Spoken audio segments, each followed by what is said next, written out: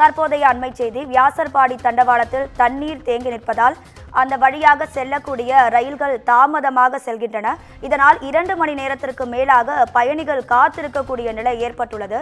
சென்னை செல்லும் பயணிகள் 2 மணி நேரத்திற்கு மேலாக காட்பாடி ரயில் நிலையத்தில் காத்து கொண்டிருக்கின்றனர். இது தொடர்பான அண்மை காட்சிகளை நாம் பார்த்து கொண்டிருக்கிறோம்.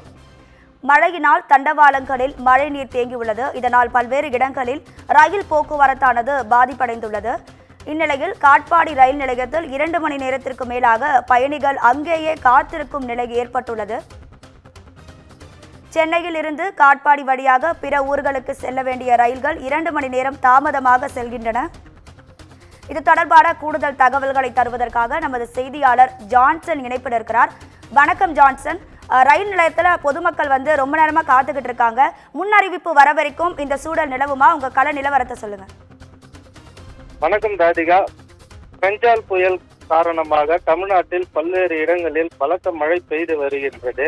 இந்த நிலையில் சென்னையில் அதிக அளவு மழை பெய்து வருவதால் வியாசர்பாடி உள்ளிட்ட இடங்களில் ரயில் தண்டவாளங்களில் மழை நீர் தேங்கி இருப்பதால் சென்னையில் இருந்து வேலூர் காட்பாடி வழியாக வர வேண்டிய ரயில்கள் 2 மணி நேரம் தாமதமாக வருவதாக கூறப்படுகிறது. இதன் காரணமாக காட்பாடி ரயில் நிலையத்தில் சென்னை செல்லும் பயணிகளும் 2 மணி நேரம் மேலாக காத்திருக்க வேண்டிய சூழல் உள்ளது. அதேபோல் காட்பாடி ரயில் நிலையத்திலிருந்து ஜோலார்பேட்டை வழியாக செல்லும் பயணிகள் சுமார் 2 மணி நேரத்திற்கு மேலாக காட்பாடி ரயில் நிலையத்தில் சுமார் 500க்கும் மேற்பட்டோர் காத்திருக்க வேண்டிய சூழல் ஏற்பட்டுள்ளது. வியாசர்பாடி உள்ளிட்ட இடங்களில் தண்ணீர் தேங்கி இருப்பதால் சென்னை மார்க்கமாக செல்லும் ரயில்கள் ஆங்காங்கே நிற்கின்றன சூழல் ஏற்படுகிறது.